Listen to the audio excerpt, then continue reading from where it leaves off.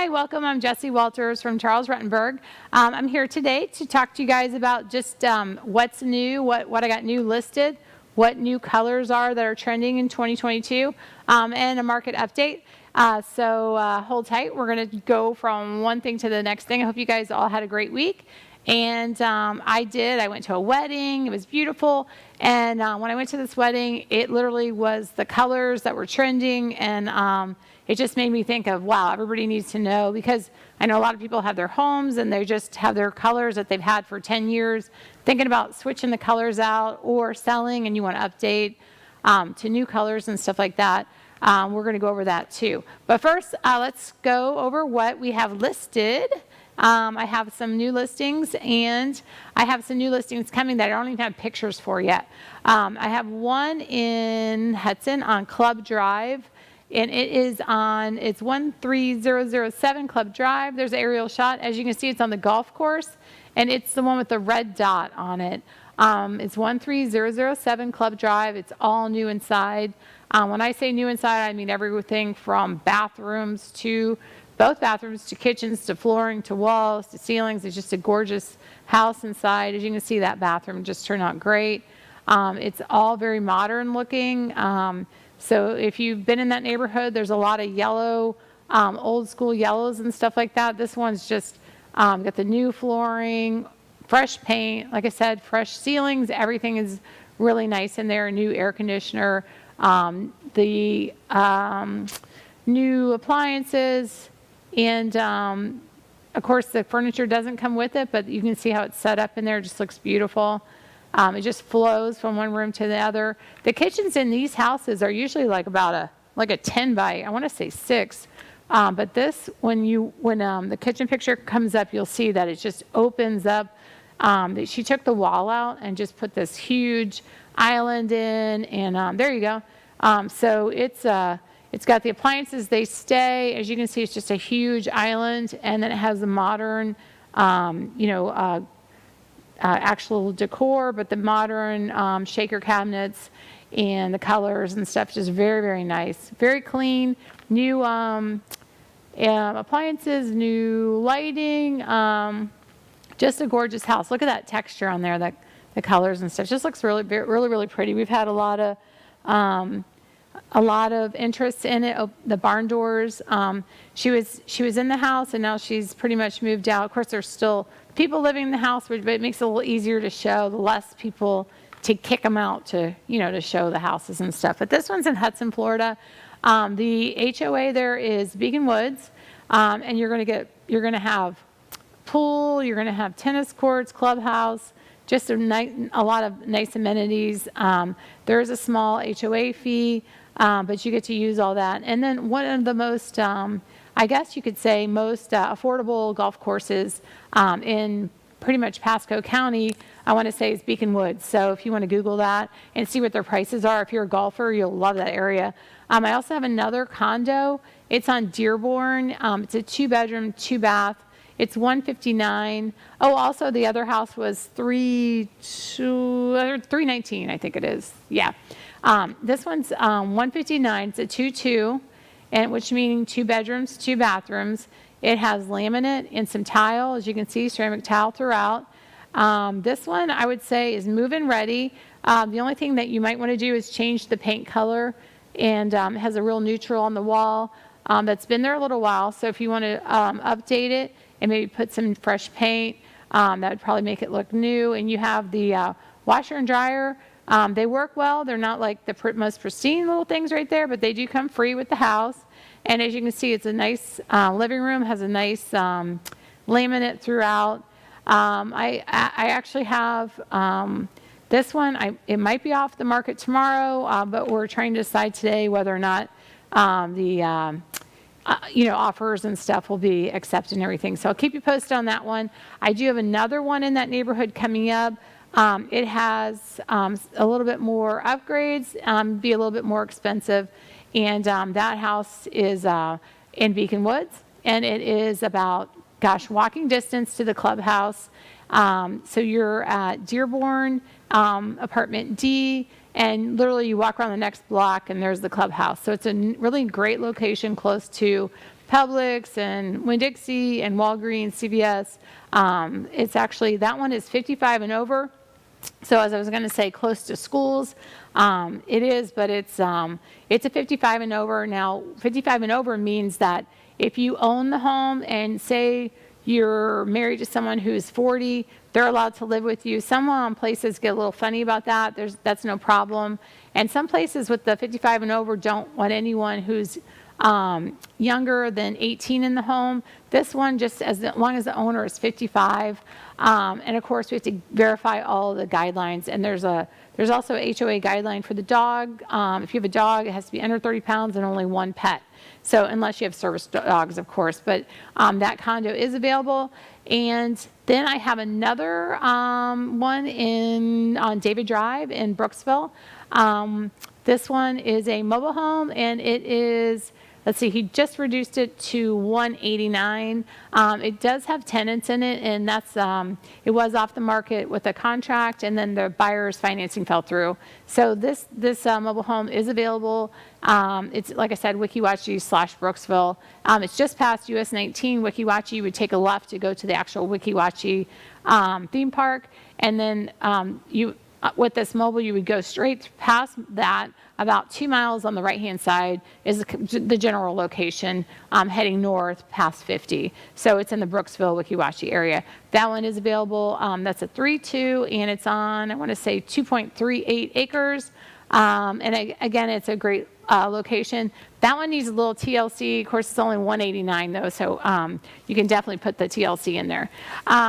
So now I wanted to talk to you guys. Let's see. Oh, I have one more listing coming up. It's a 4-bedroom, and it is 4-bedroom, 2-bathroom, 2-car garage in Beacon Woods. This one's going to be between $369 and $400. I'll have to let you guys know on that. That one is beautiful. Again, it looks a lot like the home I just showed you for $319 in Beacon Woods. Now, Beacon Woods is a great location. Now, if you have, if you're an investor and you're watching this and you're like, oh, those are great prices. Unfortunately, in Beacon Woods, you have to own the home 2 years prior before you rent it out. So if you're planning on, living somewhere for 2 years and then maybe you want to rent it out after, that's a good plan. But if you're an investor and you think these prices are great, they are, but you can't rent out Beacon Woods unless you live there 2 years prior or own the house 2 years prior. So if you want to keep the house vacant for 2 years, you could do that too. But basically, there's a low HOA fee in there again, which is you're going to be able to go to pool, and you're going to be able to tennis courts, all that stuff's going to be included in your HOA, and so that's a good deal. And then that condo I showed you, I have another one of those coming up, like I was saying, but it's going to be more expensive. So we got like the 159, the 319, the 369, the 165, like all those price ranges in that area of Beacon Woods. And like I said, it's nicely kept, and it's a great opportunity, great pricing still, which is in Pasco County, but it's great pricing for Pasco as far as everything's kind of shot through the roof, as we know. With the limited inventory, it's shot up a lot of the prices. And the prices are, leveling out, and everyone says, what does that mean? It just means that when there was only one house available, sometimes it would be like a bidding war to get the one house, and that would puff the house price up quite a bit. Where now there's still competitive buyers, but it's not as bad as it was. So if you're a buyer and you were frustrated about the purchase in the last year, you're going to have a better chance now at there's going to be like 3 buyers. It's not going to be like 20 or 30 as it was last year. So you have a lot. Your odds are with you instead of against you, as they were. So it's a great opportunity for buyers to actually get in that market. Yeah, the interest rates have gone up a little bit, which makes your payment a little bit higher. But still, looking at the actual market and stuff, the interest rates are going to go up again. So even if the houses come down a little bit and your interest rates go up, you're literally going to be at the same point. So if you're looking to take the jump, I would say now's a good time, because the prices, the news keeps saying that this may be a bubble. The problem is that with the bubble, the prices are inflated, and there's a whole bunch of them. But whereas in this, this market, the prices are leveling out, which means that they're not probably going to keep going up unless it's the average of 4%.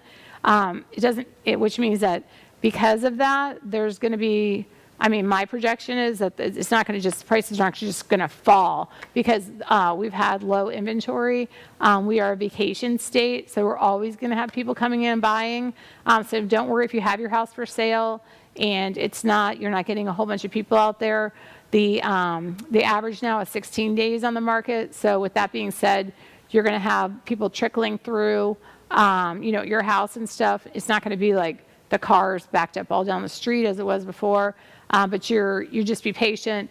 If you've overpriced your house, then you have a dilemma because unless you're the only one in the area in that whole neighborhood, you're going to have a dilemma of people wanting to overpay. And then you also have a dilemma of when the appraiser comes out, them actually appraising it at the correct price and stuff like that, your sales contract price.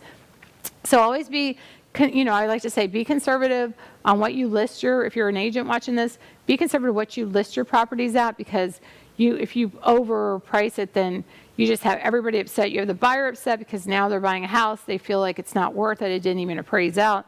You have the seller upset because you overpriced it. And why didn't you tell them the correct price if the appraiser's saying this? You have the lender upset because now is the loan going to go through? Does your buyer have enough cash to pay the difference? And will you reduce? So it turns into this huge kind of a mess if you overprice houses. If you're going to overprice your house and you say, I don't care, I'm going to overprice it because mine's worth more. Make sure your buyer has extra cash and make sure that they know, everybody be educated that it may not appraise out and someone's going to have to come up with the extra cash.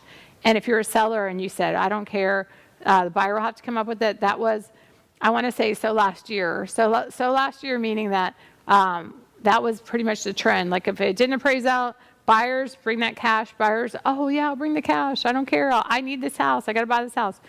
So this year it's more like, it didn't appraise out. What am I doing? Because the industry, the news and everything is almost scaring everybody into, is this a bubble? Is the bottom going to fall out? Is, all these questions and the unknown. Like I was saying last week, when I go to Publix or CVS or really any store, if I'm in my real estate with my tag on, people say, what's going to happen? What's the market going to do? And of course, I'm not a fortune teller, but it looks like it is leveling out as far as the phone is ringing steady on these listings. But like I said, there's not a huge line of like 10 to 20 people, which the irony is like COVID, we weren't supposed to be around each other, but we were never more around each other because everybody was in a line, trying to stay 6 foot apart, running in and out of your house, and then these bidding wars and stuff, and then people again, with the home inspectors and then the other agents coming in to say, if it doesn't go through, let me know. And, the irony is we were at the time where we weren't supposed to be around each other, and there was 30, 40 people at these houses. It was in and out and in and out, and one's on one side of the house and one's on one other side of the house. So it's actually not such a bad thing if you're a seller to have less people in and out of your house. You don't feel, we had shoe covers and gloves and masks, and it was kind of a mess. Even though I know the sellers were really benefiting from the market, the flurry of buyers and stuff.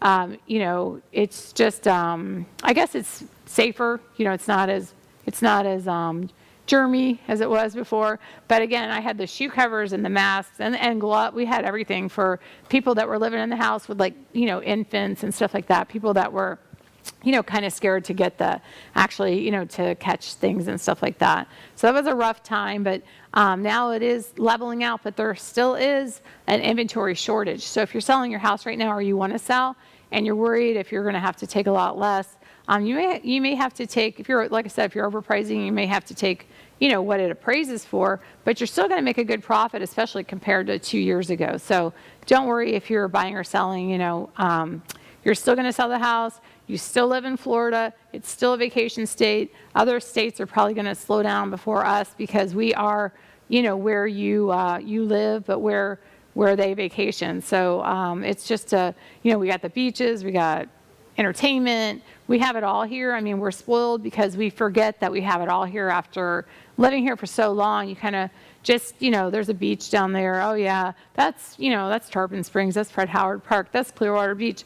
That's Hernando Beach. That's all the beaches we have.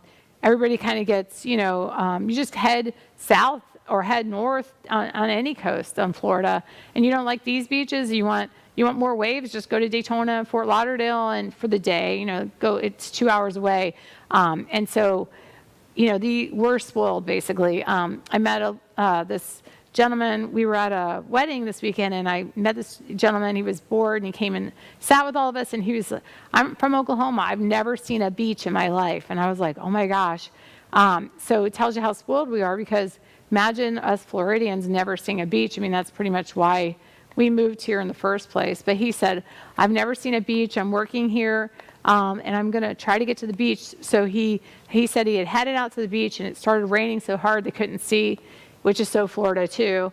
And they turned around and came back. And so we were in Seffner, and it's probably like an hour to the beach. It's not, at the most, it's not that far. And he was going to try to get to the beach and stuff. So it just makes you feel how lucky you are, because some people in the middle of the state, they have no desire to get to the beach. They don't really know what it's about. They just see hurricanes, alligators, spiders, snakes, and they're like, we're never going to Florida. But when people get here, they never want to leave. So if you're selling your house, don't worry. It's either price or location. You price it right, or you got the location on the water, close to a beach, close to A-rated schools, whatever it is. Those are the two things in real estate that you got to have. And it's best to have both, but if you have one or the other, obviously it's going to sell quicker.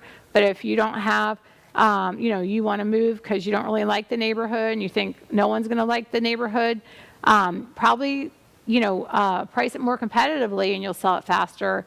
There's always people that just want to have the home for like a rental, or have the home for for vacation, or have the home first-time home buyer, or retire in the home. So there's always going to be someone that's going to purchase your home. So don't ever worry. In Florida, I've never seen a house not sell. So it's either a price reduction, or you give them allowance for closing costs, or you put that new roof on.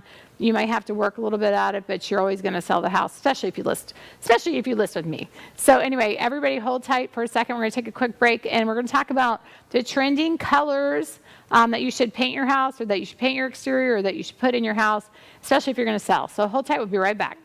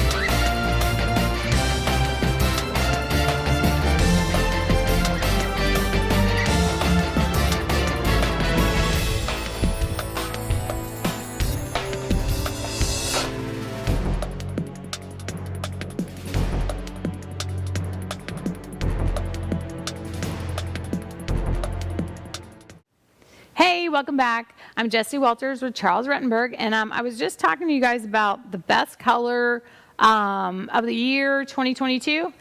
Guess what color it is? You're never going to believe it, but it is green, and they don't call it green because it's kind of in between like a gray and a green, evergreen fog. This color you can get from Sherwin-Williams, and see how it looks kind of gray and it looks kind of green. It's not your eyes, it really is that color. It's like a foggy green color, which is like a, which again, you wouldn't think it would look so nice, but look at it on the walls there. It just looks really good. Now that color goes good with the coordinating colors there, as you'll see, the white, the natural colors. These are the natural colors, or they call it the earth tones, are the colors of the year. So you got the gray, which is kind of coming out of style, and then this is replaced with like this fog color, evergreen fog, which is a gray green. It's really nice in houses. I've seen it a lot, and it's starting to come as in the exterior and stuff too. So you're going to have the evergreen fog, and you're going to have the furniture. We're going to have more curved furniture is what's going to come back. So you're going to see more of the, not really the puffy stuff, but the more of the curved actual furnitures and stuff. But that, you know, on the evergreen fog, which I said was the best color of the year, again, it was Sherwin-Williams. Okay, here we go. See how it's round like that? That's the furniture 2022. Of course, 2022 is almost over, and I'm telling you guys now, I'm so sorry. But so you got the curvaceous lines, which means that it's more rounded on the side. See how round everything is? And that's what's in style. The textured surfaces. Also, the older. See how that has the old bed frame? That is a antique bed frame.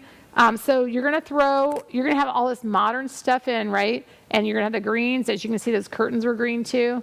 Let me bring it back to the green curtains. See, and then you see the you got modern, and then you got the antique. That and the chandelier. The chandeliers are really in style. And then throwing that antique in with some modern furniture, and maybe even painting the antique drawers that green color to make it pop. That's in style. Now the metals have gone back to matte metals, meaning that the shiny refrigerators, the shiny chrome and shiny gold fixtures that we had in the houses, those are going to go to a matte finish. And then again, the vintage items, that's what I was just saying. You're going to put vintage items in a home full of modern furniture, which doesn't, you know, when you walk in, you think, oh, that doesn't look right, but it really looks really, really nice. I've never seen so many chandeliers too. So, and then this is just showing, okay, so you have a little touch of gold, and then you're going to put your, what they're calling it, more of artwork on the walls. So you have like some pieces instead of just throwing loads and loads of pictures, that you're going to actually have like artwork, like, you know, is going to make the look of the houses too. So that's what they're saying, investment pieces, to buy a nice painting instead of just buying a generic, you know, Walmart picture to actually put up. Of course, we'd all like to do all of that. So as you can see, this one still has the accent wall, and you got some round furniture, a lot of white furniture, and a lot of neutral colors. And then again, on the minimalist, that's the minimalist is just saying, okay, we're gonna, like this one right here. This is, as you can see, there's one table, one chair.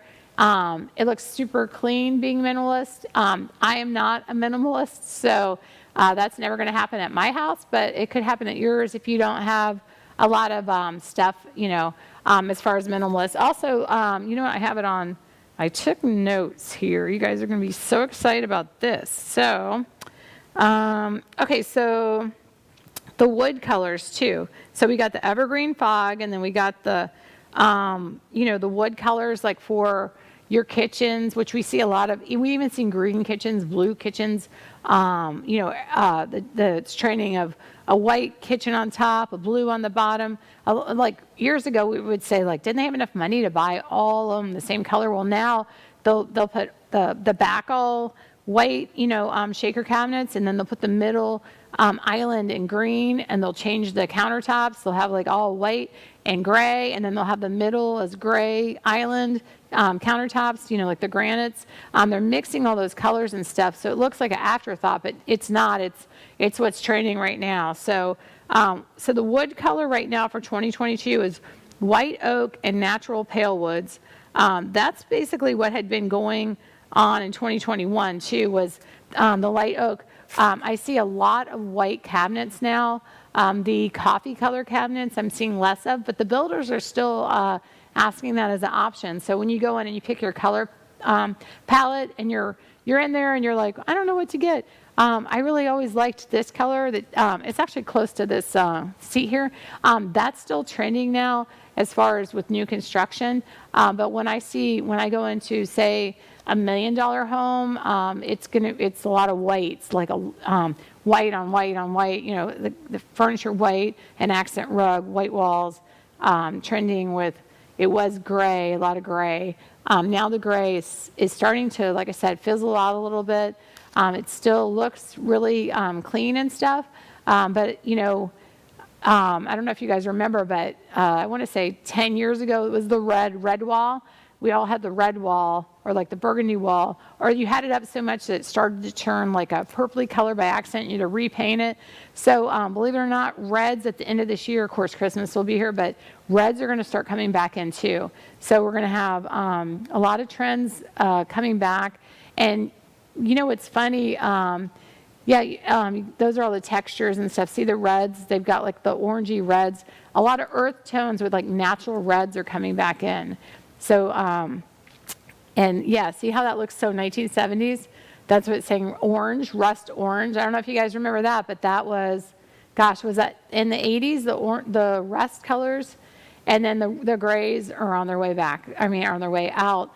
So if you have all gray, don't worry. You can still change some paint colors and just accent some stuff. But a lot of neutral colors, you know, will be putting in. So you can put some greens instead of the grays, which are going to blend the same way, you know. And then you have the teal colors and watery blues. Now this blue right here is what the blue for furniture and for your walls. So that blue is still in. The things are, yeah, here we go. Going out, gray on gray, gaudy golds. Black goes with everything.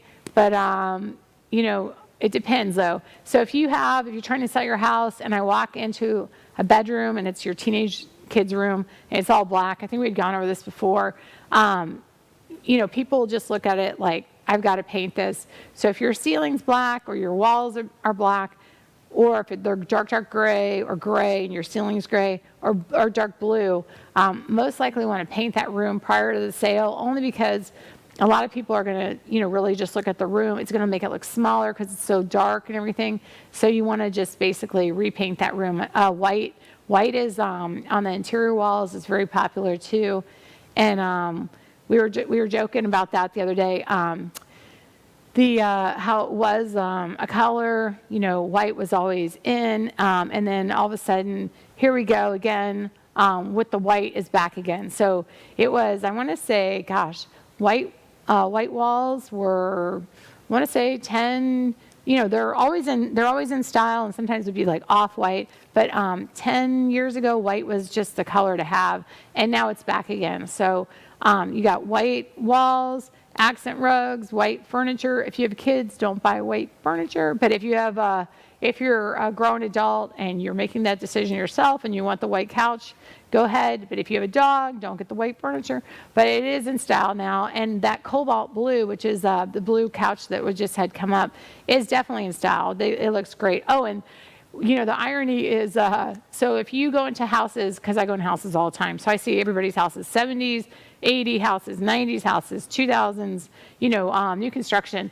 And what's ironic to me is that, you know, they'll say all the colors come back in, and it's not a lie, because you got the gold, which if you go into a 1978 in like Pasco or St. Pete or some of the old houses in like Clearwater, they're gold bathrooms, they're gold tiles, the gold tubs, gold toilets, gold sinks and stuff. And some of them, people took such good care of them that they're still in really good shape. Well, guess what? They're back in. And there's these tiles too. They have like a fleck of gold on them, and they're like the little subway tiles. And those, I would say, literally put some, you can go to Target and get all the accessories to match everything now, and your bathroom's back in. Another thing that's back in is the retro, you know, those retro bathrooms. If it still works, don't rip it out right away. Wait a couple of years, because it's still in. You can still get use out of it. The golds have come back in. And now if you go and paint all your walls like that Walmart blue, you know, you better have the accents to pull that off, because you're going to definitely shrink that room in. It's going to make it look smaller. And then you're going to be a lot of blue. So make sure if you're doing that in the living room area that you have loads of accents to go with it, like accent colors to go with it. Furniture, don't paint, like I said, in the living room, especially if you're going to sell, don't paint the whole thing that blue, or your kitchens, don't paint the whole thing blue because it will shorten it up, the colors and stuff. Best thing if you're going to sell is to paint a neutral. If you paint it white, everybody loves white, and then they can paint an accent wall, and then you can put your crisp blue colors and stuff with it. But funny that those houses, avocado green bathrooms, gold bathrooms, blue bathrooms, pink bathrooms, they are in, if you put the right accessories with them, they look great still. So you don't have to rip that bathroom out right now to resell. So you got that. I'm trying to think what else I was supposed to tell you. Most popular furniture is curved. Vintage items.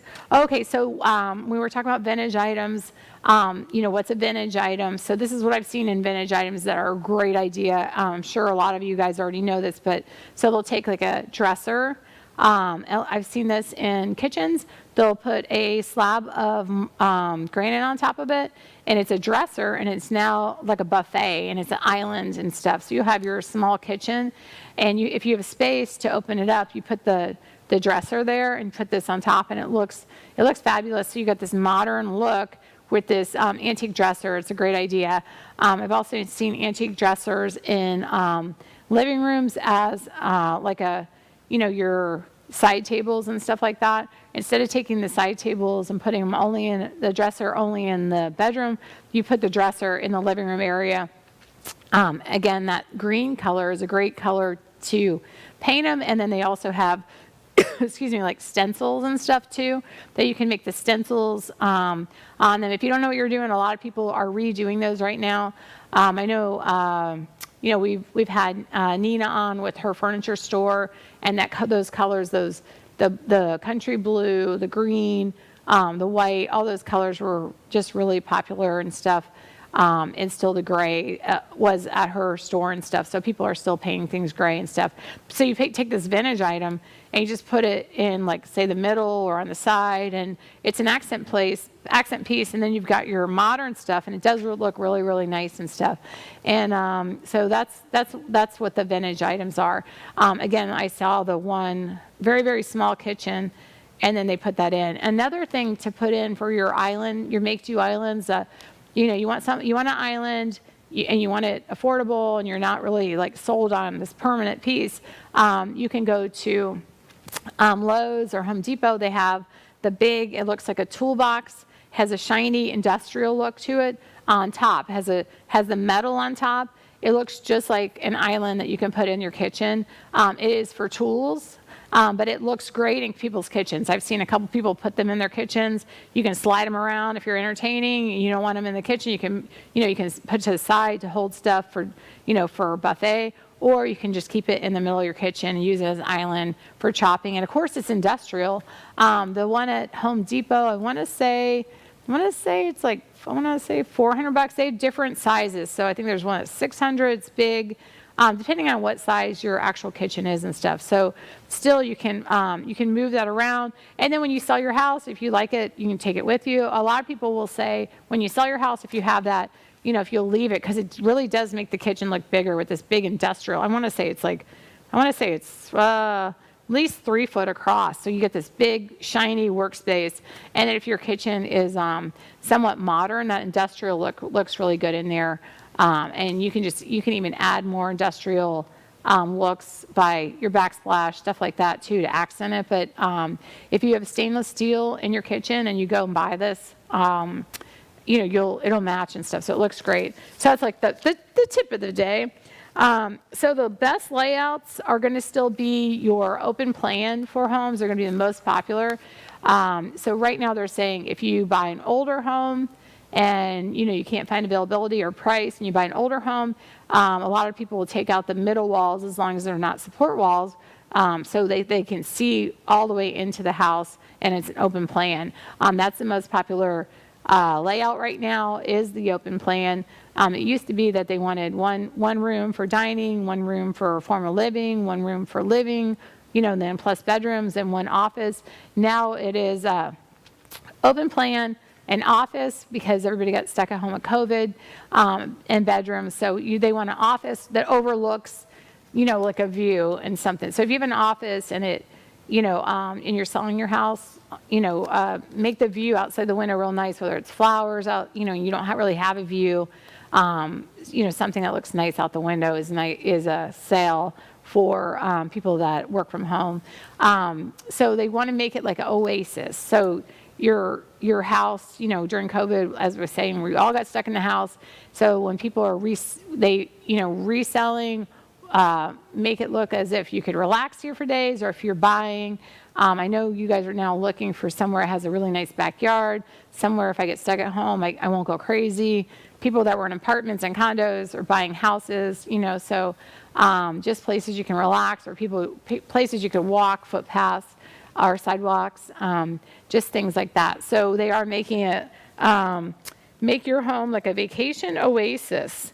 And then again, the minimalist look is really in style. And if you're selling your house, minimalist is, you can Google it. Like I said, I am the opposite of a minimalist. Minimalist.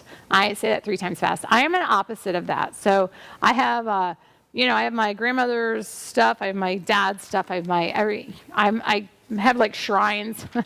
So, but if you're going to sell, I always say to go through, and I've said this like a million times before, go through like a clothesline, take everything off your kitchen top, put it underneath. If you want to leave a toaster or a coffee maker out, that's fine. But otherwise, get rid of all your countertop stuff, all those, your mail, your pens, your old sugar and flour containers, unless they're super modern and they look great, put them underneath.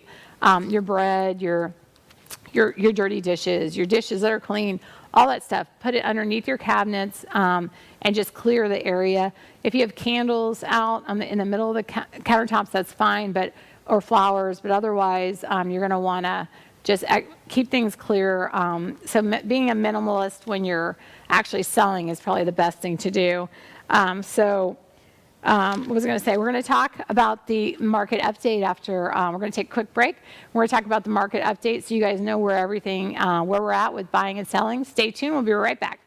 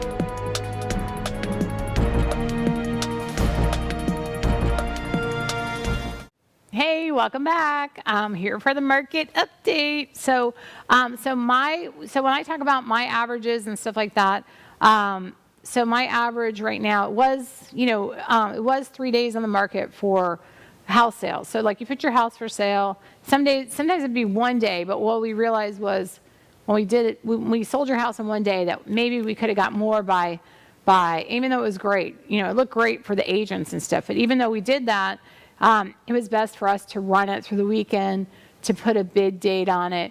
A lot of buyers weren't happy with that because it was like more and more people were bidding. But for the seller, it was like the more we left on the market, the more money they were getting. So if you were doing 1 day and your average looked so great, 1 day sales wasn't necessarily best for sellers. So we you learn, we never had this happen before with the market just being so busy and stuff. So we learned maybe put it on the market for a week. Maybe not just be greedy and make your sales look good. Maybe get more money for your seller. So everybody put it on the market for more time. So now the average for my average was 16 days, or 16 days on the market. So the averages in Florida, so they average the whole Florida housing market. So the updates for the whole Florida housing market, the active days on the listing. So you got your days in the listing, right? So I say 16 days. Then I have my days to sell for the sale. So for the bank to do all the loan and underwrite, blah, blah, blah. So usually that's 30 days. So you take 30 days plus 16 days. So then that would make the average day to close 46 days, really. So they take the whole state of Florida and they call it median time to sale, which means how long does it take, basically, put this thing on the market and to sell it and to close it. So in 2021, it was 64 days. So that was it took, you had so much days, and then you had the home inspection, and then you had the time to close. So now in 2022, it's 53 days to close. So it's actually, the days to close have actually gone less, which is good for both buyers and sellers, because usually they like to get in there, fast either way. So the median price change in 2021 was $317,000 median sale price. So the average price for Florida, so I like to say the median being like the average person who's making the average income is going to buy the average home at $317, if that makes any sense, in 2021. It went up 21%. So the average for 2022 is $385. So if you move to Florida, we used to have houses for like $100,000. I mean, you'd have to fix them up, but you'd be like, I'm going to get a retirement house in Florida for under $200. So now the median sale price is $385. So that being said, when I list something for sale, if I list $1 million property, I'll have less inquiries. I'll have probably 3 inquiries on $1 million property in like a week. Whereas if I list a $300,000 property, I'll have 9 inquiries between a week and 10 days on the property. You're going to have more because more people are approved for the $300,000 than $1 million, if that makes any sense. So it makes the average price $385. So the closed sales in 2021 were $78,353. And that's down. So our closed sales for the state of Florida now is $76,339. So that's actually down 2.6%. Average mortgage rate and this is just based on 15 years, in 2021 is 2.28, and then 2022 is 3.02%. So the interest rates are going up. That's on a fixed year mortgage, and I want to say I haven't seen many 3s lately. I'm like, when is this thing dated? I've seen all 4s. So I want to say, I don't know if that's accurate now. So this is the update for 2022. It's supposed to be this month, but I guess it's the average. But you can actually buy points down and buy your interest rates down. If you're going to live in a house for 2 or 3 years, I don't think buying interest rates down and points and all that stuff. I know, obviously the lenders want to make money on that. But if you're going to only live there, if that's not your forever house, I wouldn't say to buy the interest rates down. I don't think, because you're going to spend money on that, and then you're going to pay $1,000, $2,000, whatever, $3,000, and then you're going to go ahead and resell. So it wouldn't make sense in the long run. But if you're going to live there 15, 30 years, go ahead and buy your interest rates down. So how does the market, Florida comparing to other states? So Florida, of course, is one of the hottest real estate, for real estate. So the Florida market, the prices increased over this year 31.4%. So remember, January, February was still super hot. March, April, still super hot. Now, we're in August right now, 2022, just in case you're watching this as a repeat. And the market is not that it's slowed, because we still have a lack of inventory. well, I guess the sales are still going through, but it is a slower pace, but they're still happening. So I don't know if that's going to affect our numbers later, because you still put a house for sale. It sells in more days, but we're still selling. So I'm not sure in 2023 how that's going to look when we look back. The highest home prices. So I guess Arizona is like right behind us for the highest increase prices over the year at 28.7%. For increases, Florida was 31.4, and then after that, Tennessee went up a lot. So I guess a lot of you guys are in Florida. Maybe you guys are all moving to Tennessee, but guess what? You're in the list still. It's following you. It's one of the the highest increased prices in 2022. Oh, and they're saying in March. So this was a statistic for March. So Florida, the highest increase over the whole United States. Arizona, second place. Tennessee, third place. So we were 50% higher than national home prices. So it's kind of crazy. And then, so the largest metro areas that had the largest price increases, of course, can be Tampa. So I know Miami is, their prices are crazier than the Tampa Bay area, but Tampa is one of the most popular cities. So they were the highest ones in this town. So so when you're giving the forecast for how is the prices going to drop and this and that, the higher mortgage rates are obviously what have slowed the growth. Because people they could afford it, and maybe the interest rates rose and now they can't afford it. Like I told you guys last week, make sure if you got a approval in March, and they're usually only good for 60 days anyway, but make sure if you got an approval and the interest rates went up, to double check to make sure you're still approved for the same amount. Because I've seen, not me personally, but I have had a couple of realtors call me and they say, what do we do? They're not approved anymore, but we're under contract. Unfortunately, you're not going to most likely get the loan unless you have like gift funds or something like that from a, like a rich aunt or something like that. But anyway, so they're I guess projecting that the home sales will go down because of the interest rates going up. I haven't seen the home sales go down yet. I know that's what is on the news and stuff. They have people that are way more educated than I am saying whether or not that the interest rates are going to make the whole bottom fall out of the real estate game and stuff. I know that we had real estate projections. They're always 4% a year, just standardly everything 4%, and we had real estate projection when was going crazy, that they were like, this is not going to last. It's only going to last 3 months. Okay, it's only going to last 6 months. Oh, it's only going to last a year. It's only going to last a year and a half. So I don't know. People projecting. I think you just have to look at the economy. You have to look at $5 a gallon gas prices, and you have to look at things like that and say, okay, things have really gone up. People may be able to afford more, but maybe they want to stay more conservative because of everything else going up. Food, eggs are $5 for a dozen, just things like that. So they may not want to stretch themselves as they were last year because of all these other factors. So interest rates, yeah, they are a big factor. They will put, if the interest rates go up, which they're projected to by the end of the year, it'll push more people out where they can't afford it, more people out, so there'll be less as far as that were approved, that we're actually looking. There's still first-time home buyers that are interested in finding a home, and they're more picky, and they want to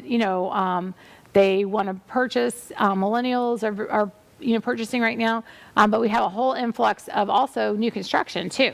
So if you're pricing your house in an area and there's all new construction, probably want to make sure your house is not overpriced over the new construction, unless you have something like a pool, or it's choice, the square foot is, a lot bigger. If your square foot's the same and you have a new construction across the street and the new construction is cheaper than your home, then you should, take that into consideration.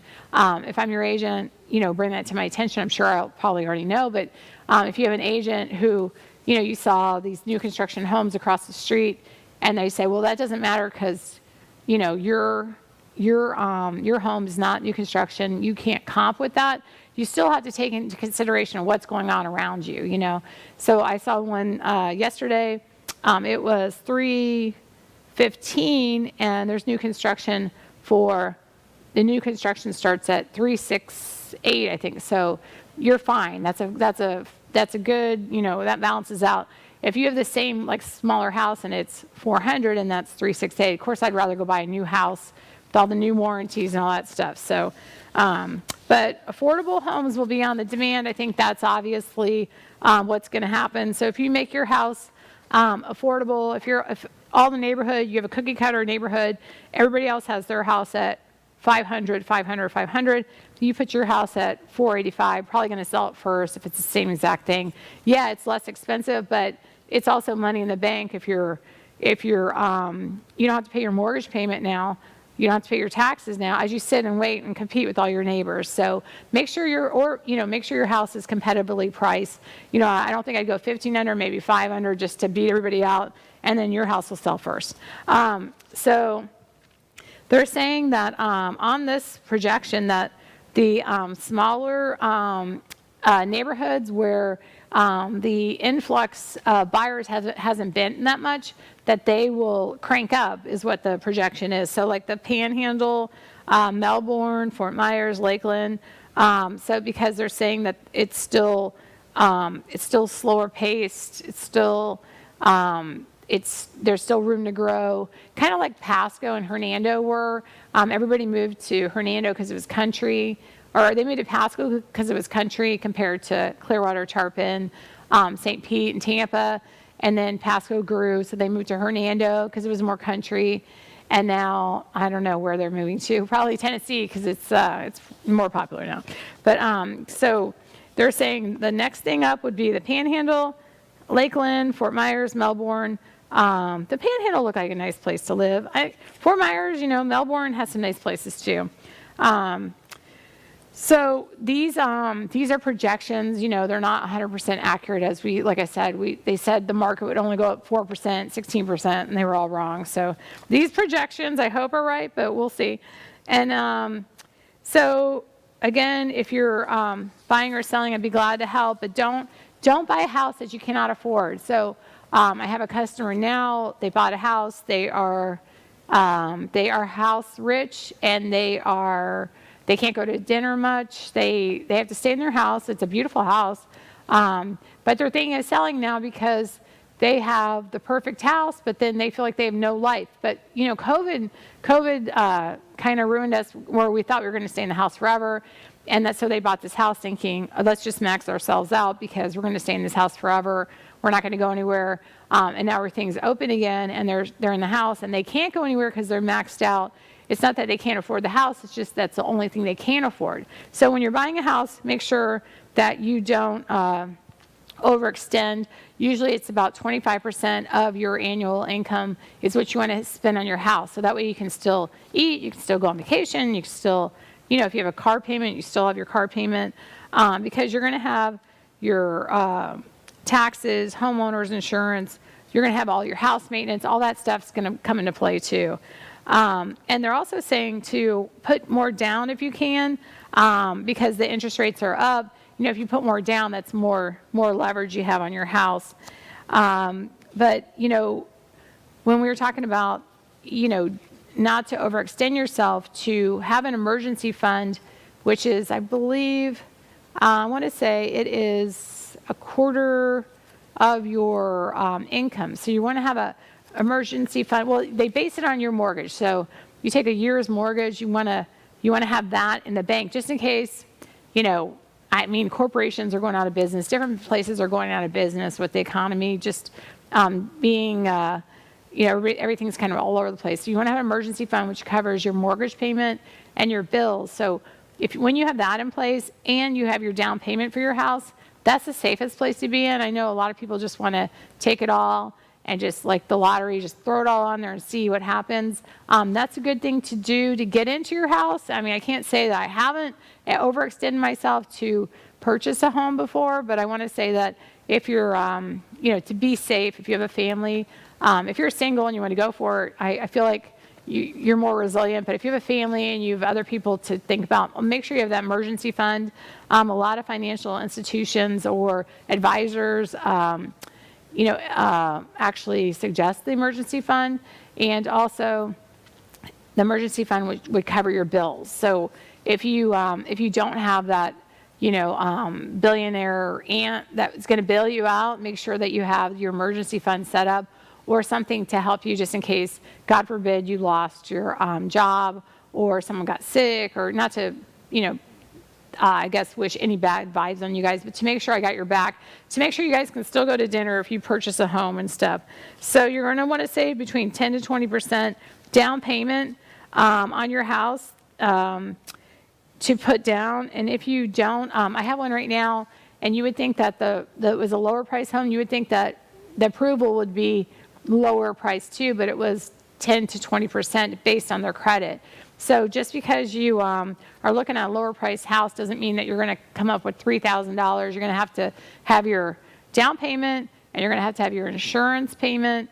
They're going to escrow taxes, so there's more. So make sure you talk to a mortgage broker. Delynn Gaston from the mortgage firm is great. She is one of our sponsors at our show. She can show you how much money you'll actually need down. And if you're ready to buy, she's not going to go over emergency funds with you, but she's going to tell you what you need to buy and how much you need down and all that good stuff.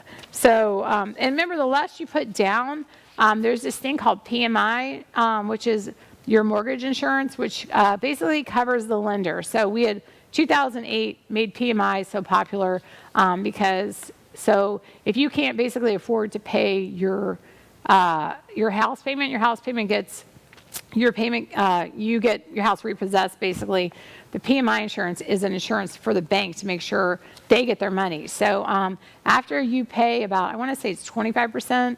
But don't quote me on that. I'm having I think it's 25%. So as soon as you pay down 25% of your mortgage, you can take the PMI off. If you talk to Delynn, she can help you. I want to thank Nightberry Title Services for sponsoring us too. And also, I want to throw up the award that I got. And I don't know if we have enough time. There it is. Okay. So if you guys are buying and selling, look me up, call me, and I'd be glad to help. And you guys have a blessed day.